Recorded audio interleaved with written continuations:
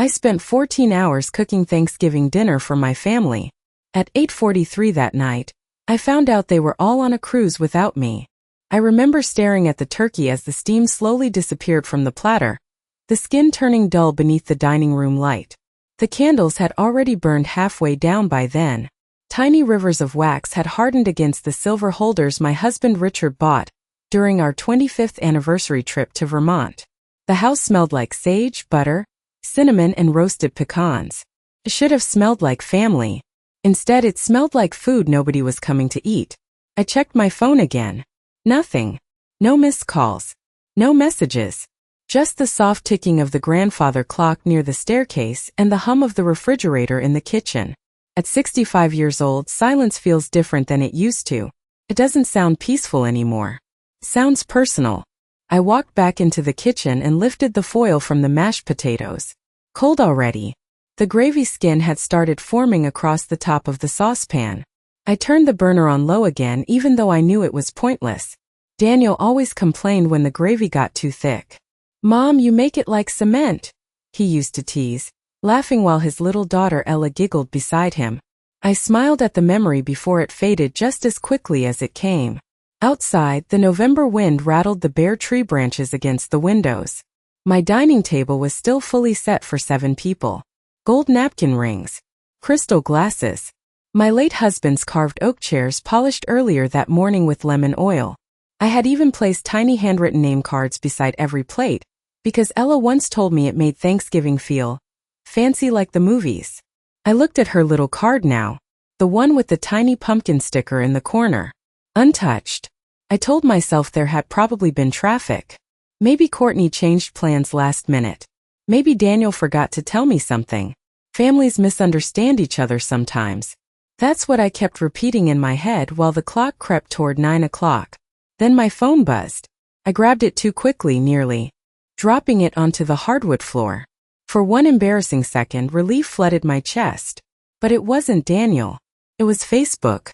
Courtney had posted new photos. I don't know why I opened them. Maybe some part of me already understood before I even touched the screen.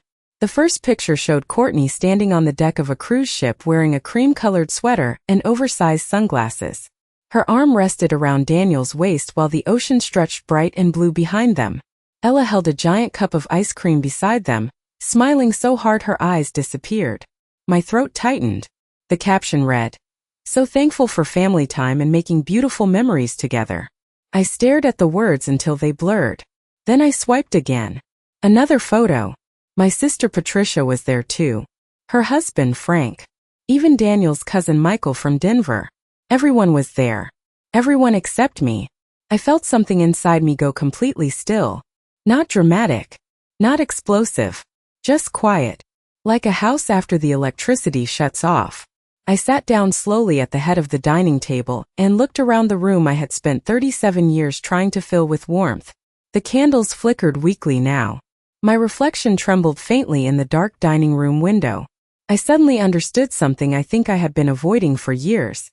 Nobody forgot me tonight. They removed me. And somehow that hurt even worse. I did not cry that night. I thought I would.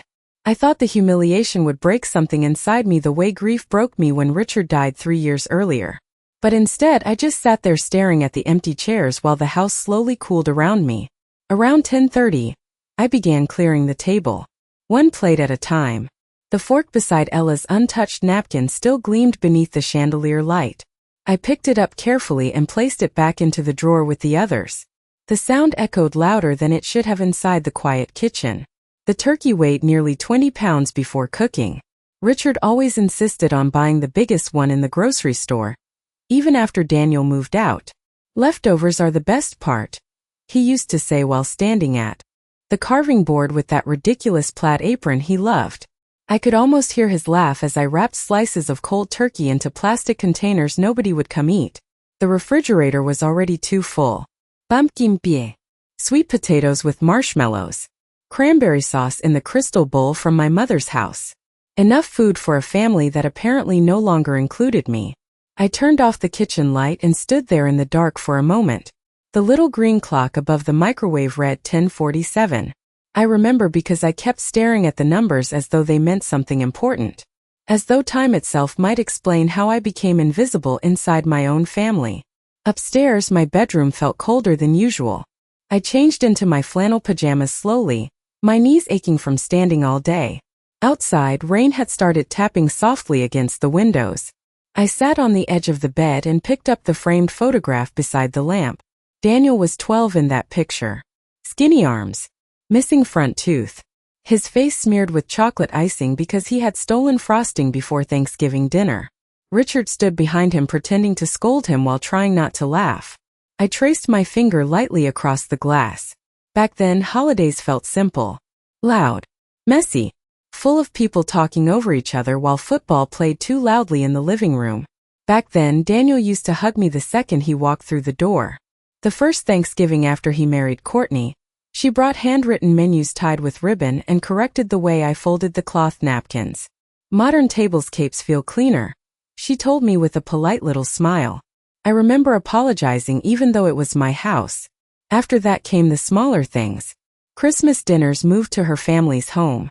Birthday parties where I got the wrong time. Mother's Day phone calls that lasted less than 2 minutes because they were busy. At the time, each moment felt small enough to excuse. One misunderstanding. One scheduling problem. One forgotten invitation. But lying there in the dark that night, listening to rain slide down the gutters outside, the memories no longer felt separate. They felt connected, like puzzle pieces finally locking together. Courtney never yelled at me. She never insulted me outright. That would have been easier to fight. Instead, she operated quietly, in omissions, in delayed text messages, in gentle little exclusions that left no bruises anybody else could see. And the worst part was realizing Daniel had allowed it. Maybe because it was easier. Maybe because pretending not to notice required less courage than defending me. I turned off the bedside lamp and stared into the darkness for a long time before sleep finally came. Somewhere deep inside me, something had started changing. Not loudly, not all at once, but enough that I knew things between us would never feel the same again. Daniel finally called me 2 days later. Not because he felt guilty. Not because he suddenly realized what they had done. He called because Courtney had posted more cruise photos online, and people had started asking questions in the comments. Where is your mom this year? One woman wrote beneath a picture of Ella holding hot chocolate beside the ship's pool. Another replied with a sad face emoji. I imagine that was what bothered him most. Not my empty house. Not the untouched dinner table. The embarrassment. His name flashed across my phone while I was folding laundry in the hallway upstairs. For a moment, I simply stared at the screen vibrating in my hand. Daniel Whitmore. My son. The little boy who used to crawl into bed beside me during thunderstorms because he thought I could protect him from anything. I answered on the 4th ring. Mom. His voice sounded cautious, careful, like somebody stepping onto thin ice. Hello, Daniel. Silence stretched between us for several seconds. I could hear muffled noise in the background. Children laughing somewhere nearby. Music playing softly. Vacation sounds. I was meaning to call earlier, he finally said. Things got hectic. I folded one of my sweaters slowly across the kitchen counter. I see. Another pause. Courtney found a really good last-minute deal on the cruise, he continued. Everything happened fast. Last minute. I almost smiled at that. The cruise had matching family sweatshirts, embroidered with their names across the front. Ella wore one in the photos. Nobody orders personalized vacation clothing overnight. But I let him speak anyway because I suddenly realized something strange. I no longer needed him to tell me the truth. I already knew it. We figured you probably would not want to travel anyway, he added quickly. With your knees and all. My knees. As though mild arthritis prevented me from sitting on a cruise ship, but somehow still allowed me to stand for 14 hours cooking a Thanksgiving dinner nobody planned to attend. I looked out the kitchen window while he talked. A squirrel darted across the backyard fence carrying something in its mouth. The bird feeder Richard built 20 years earlier still hung crooked beside the oak tree. Winter grass covered the lawn in pale patches. Everything outside looked ordinary. That was the strange thing about heartbreak. The world keeps appearing normal, even while something important inside you quietly dies. Mom, Daniel asked carefully, are you upset? I thought about the question for a moment. Upset felt too small, like calling a house fire a candle problem. But I also realized I did not want to fight with him. Fighting requires energy. At 65, after grief and loneliness and years of swallowing disappointment, I had grown tired of spending emotional energy on people determined not to understand me. I think I was more surprised than anything, I said softly. You could have told me. He exhaled heavily into the phone. I knew you would make it a bigger thing than it needed to be. That sentence settled heavily inside my chest. Not because it was cruel, because it sounded rehearsed, like something borrowed from somebody else's mouth. Courtney's mouth. I could hear her in it. Calm, reasonable, dismissing. I closed my eyes briefly. Did Ella know? I asked. Know what? That I was sitting alone waiting for all of you. He hesitated too long. Mom. Never mind. Another silence followed. Uncomfortable this time. Fragile. Then he cleared his throat. We will come by next weekend, okay? Maybe have leftovers or something. Leftovers. As though the problem was cold turkey and not the quiet humiliation of being erased from my own family holiday. I do not think that is necessary, I said gently. He sounded startled. What do you mean? I folded the last towel carefully and placed it into the laundry basket beside me. I think maybe everybody should just enjoy the rest of their vacation. For the first time in years, I ended the conversation before he did. And after I hung up the phone, I stood alone in my kitchen listening to the silence again. Only this time it did not feel quite as empty. The house felt unusually peaceful after that phone call. Not happier. Just quieter in a way I had not noticed before. For years, my life had revolved around anticipating everybody else's needs. Remembering birthdays. Buying school supplies for Ella before anyone asked. Making extra casseroles when Courtney said she was too overwhelmed to cook. Even after Richard died, I kept moving through life like a supporting character inside somebody else's story. But the following Monday morning, I woke up and realized nobody had texted me. Not Daniel. Not Courtney. Not even Patricia. I sat at the kitchen table with my coffee growing cold beside me and stared at my silent phone. The strange thing was, instead of feeling abandoned, I felt relieved. That frightened me a little. Outside, the neighborhood was already dressed for Christmas. Inflatable snowmen. Twinkling lights hanging from gutters. Plastic reindeer planted across frosted lawns. Richard used to tease me because I always decorated too early. Helen, he would laugh while untangling lights in the garage. Thanksgiving has not even digested yet. I smiled faintly at the memory and wrapped my cardigan tighter around myself.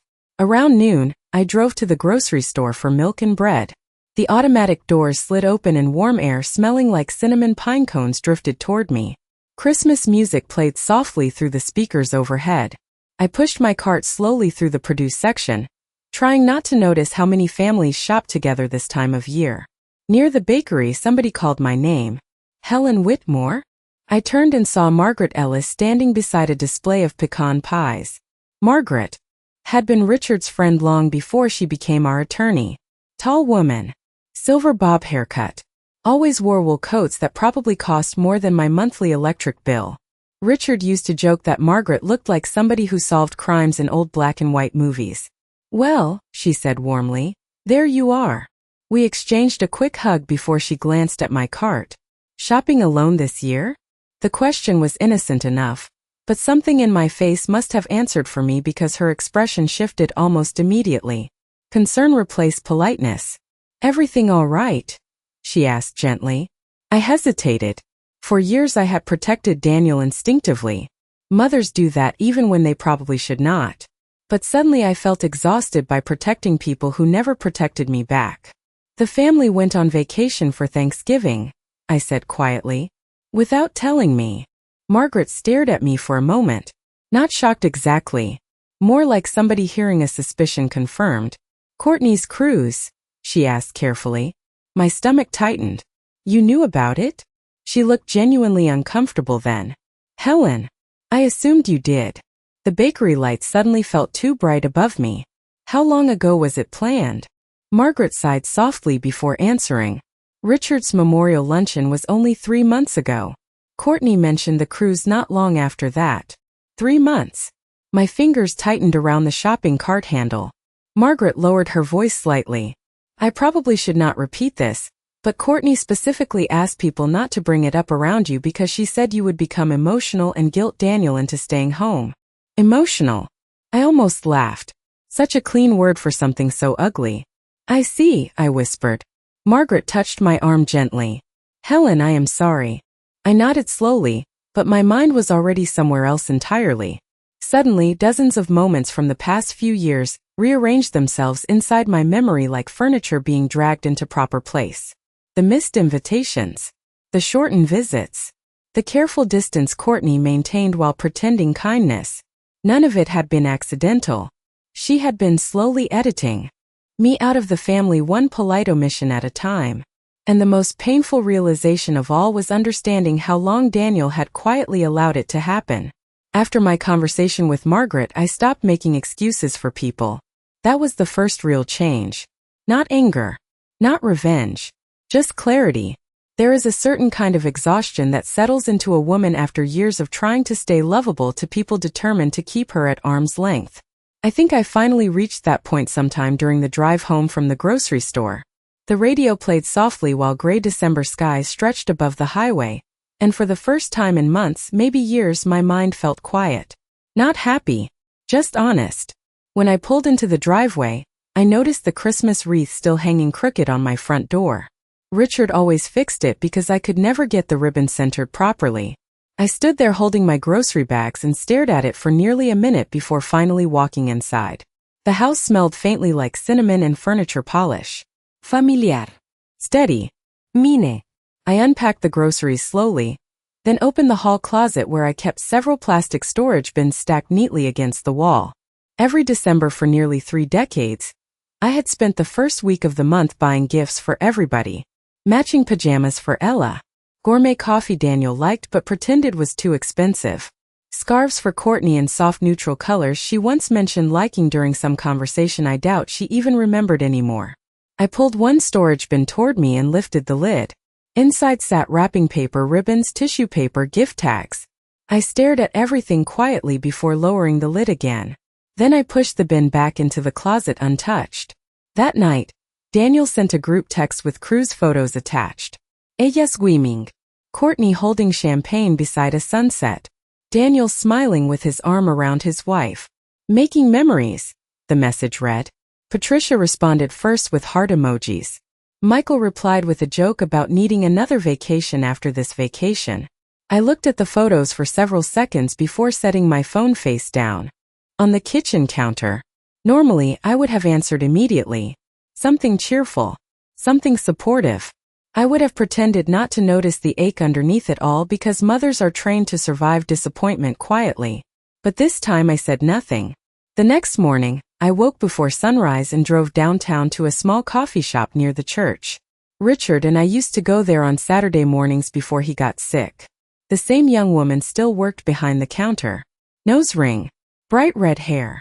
She smiled when she recognized me. Large vanilla latte, right? She asked. I nodded, strangely touched that somebody remembered something so small about me. I carried my drink to a table beside the window and watched people crossing the street outside wrapped in heavy winter coats. A mother held her little boy's mittened hand while he jumped over slushy puddles near the curb. An older man walked his golden retriever past the bakery next door. Life moved around me calmly.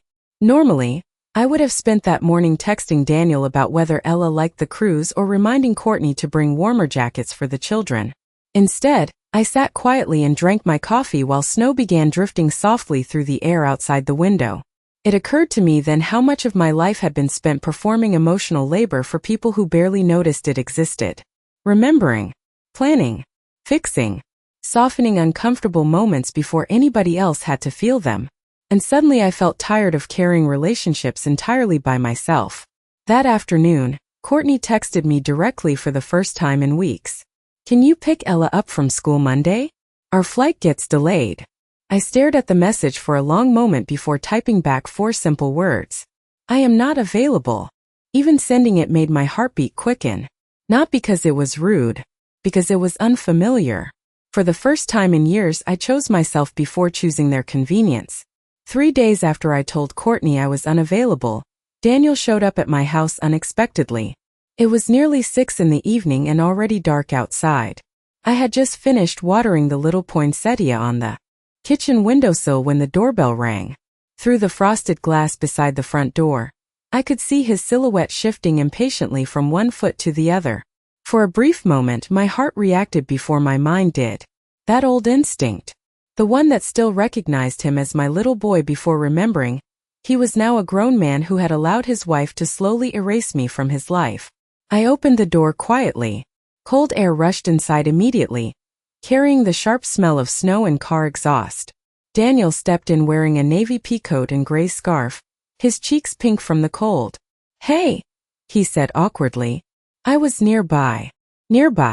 My house was 25 minutes from his office in the opposite direction of his neighborhood. I nodded anyway and stepped aside so he could enter.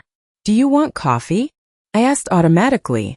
Even after everything, hospitality still rose inside me before resentment did. "Sure." I moved toward the kitchen while he stood awkwardly near the dining room entrance. His eyes drifted toward the table where the small ceramic Christmas village already sat arranged across the sideboard. Richard and I used to collect one new piece every year. Tiny glowing houses, miniature church, little ice skating pond with painted children frozen in place forever. "You already decorated," Daniel said. "A little."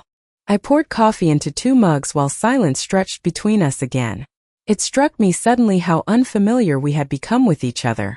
Conversation with my own son now felt like talking to a polite coworker at an office holiday party. Careful. Surface level. Exhausting. Daniel finally cleared his throat. "Courtney thought your text was kind of cold." I handed him his mug calmly. "I was not available." "Mom, come on." He sighed heavily and rubbed his forehead. "You know how stressful traveling with kids is." I leaned lightly against the kitchen counter and looked at him carefully. 38 years old now. Faint lines near his eyes. Same brown hair Richard had. Same habit of avoiding eye contact during uncomfortable conversations. "Do you know what was stressful?" I asked quietly. "Cooking Thanksgiving dinner for 7 people who already knew they were never coming." He looked down immediately. Not angry.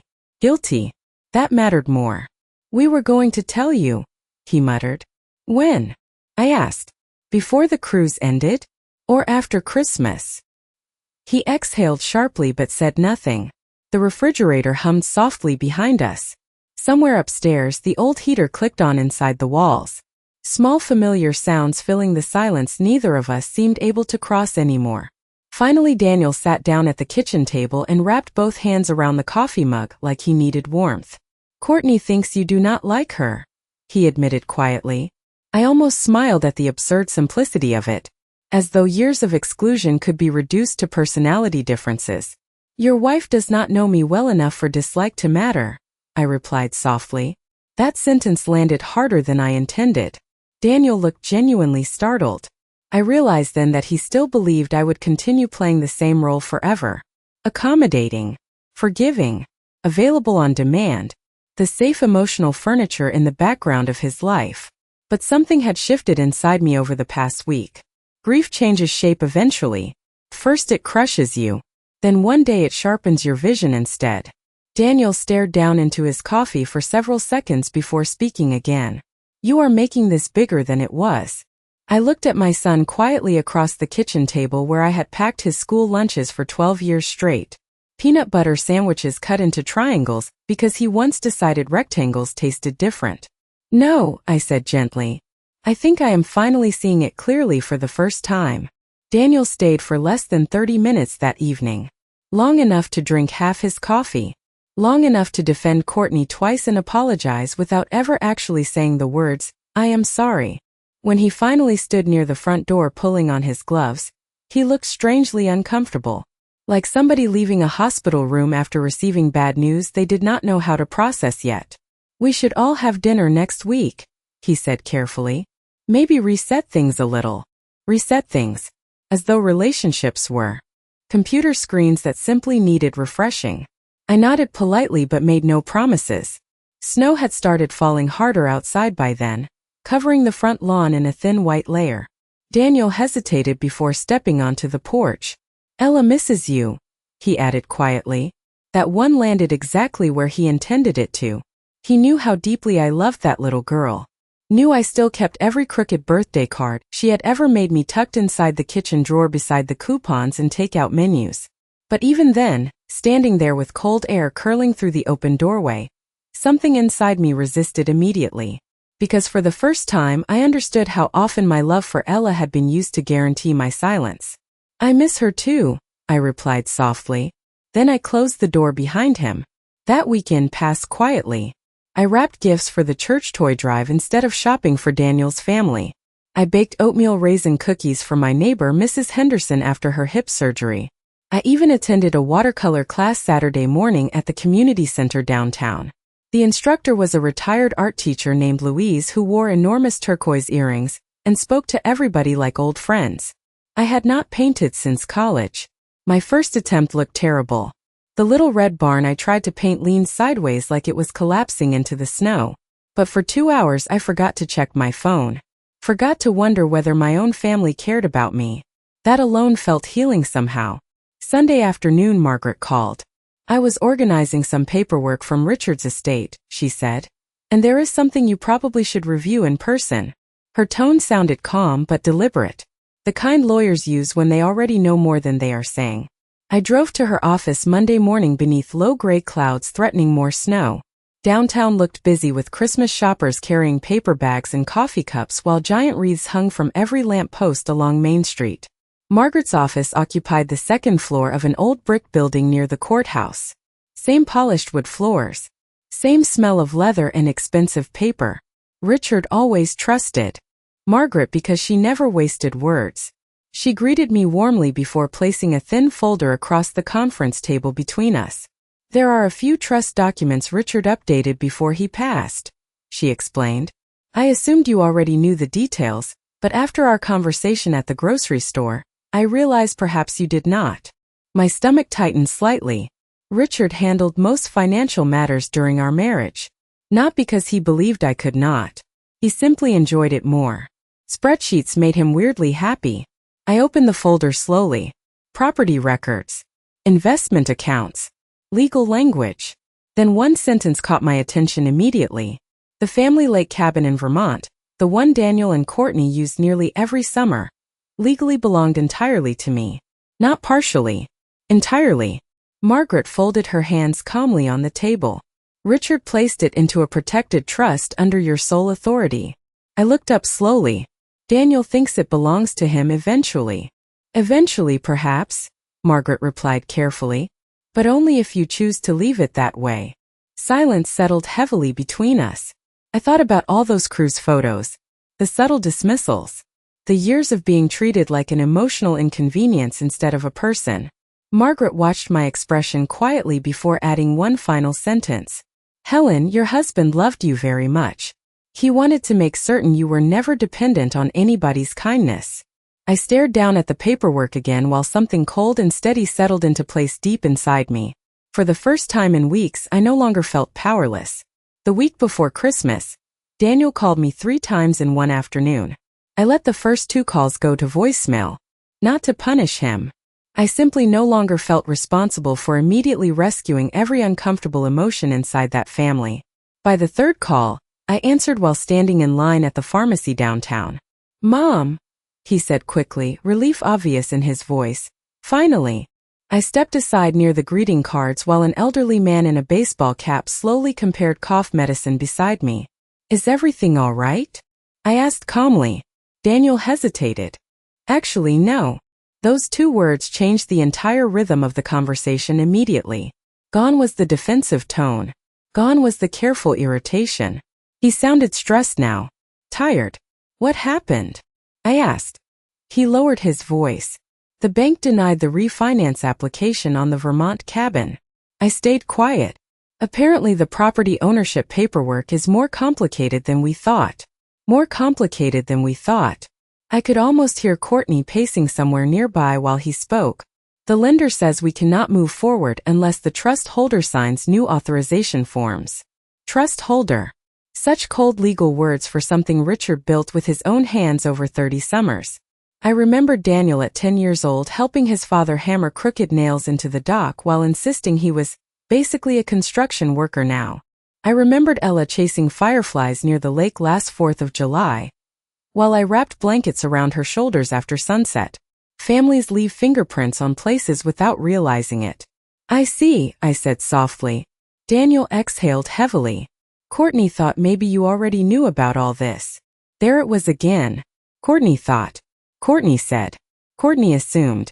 My son no longer seemed capable of finishing a sentence without orbiting around his wife's opinions first. Margaret explained everything to me, I replied. Silence. Then another long exhale. Mom, why would Dad structure things this way? I leaned lightly against the wall near the pharmacy window.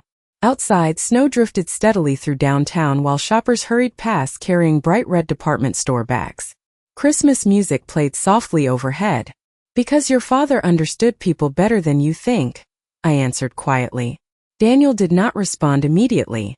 I imagined him sitting at his kitchen island rubbing his forehead the way he always did during stressful conversations. Courtney and I already made plans around the refinance, he admitted finally. We were counting on using the cabin equity for the new house. New house. I closed my eyes briefly. Not once during this conversation had he asked how I was doing. Not once had he acknowledged Thanksgiving. The only thing that changed was money entering the story. That sounds difficult, I said gently. He sounded frustrated by my calmness now. Mom, this affects the whole family. Family. Such an interesting word when people only remember it during inconvenience. I glanced down at the Christmas card display beside me. Glittery snowmen. Smiling couples in matching sweaters. Tiny printed messages promising joy and togetherness. You already showed me where I stand in this family, I said quietly. Please do not suddenly pretend otherwise because paperwork became inconvenient. Daniel inhaled sharply. That is not fair. I almost laughed at that. Fair. I thought about the untouched Thanksgiving dinner. The cruise photos. The years of careful exclusion disguised as misunderstandings. No, irraplia sufli. What was unfair was sitting alone at a decorated table while my family sailed through the Caribbean pretending I did not exist. He fell silent again. Completely silent this time. Somewhere near the pharmacy entrance, automatic doors opened with a burst of cold air before sliding shut again. Life continued moving around me while my son finally confronted something he had spent years avoiding. The truth. Not about the cabin. About me. What do you want from us? He asked quietly at last. I thought about that question very carefully. Then I answered with complete honesty. Nothing anymore. Christmas Eve arrived with fresh snow covering the neighborhood in a smooth white blanket that made everything look softer than it really was. The kind of snow Richard used to call storybook snow. I woke early that morning and stood beside the kitchen window holding my coffee, while pale winter sunlight slowly brightened the backyard. For the first time in years, I was not rushing to finish wrapping gifts or preparing food for everybody else's schedule. The silence inside the house felt different now. Not lonely. Peaceful. Around 10 o'clock, I drove to church carrying 2 trays of baked macaroni for the community lunch program.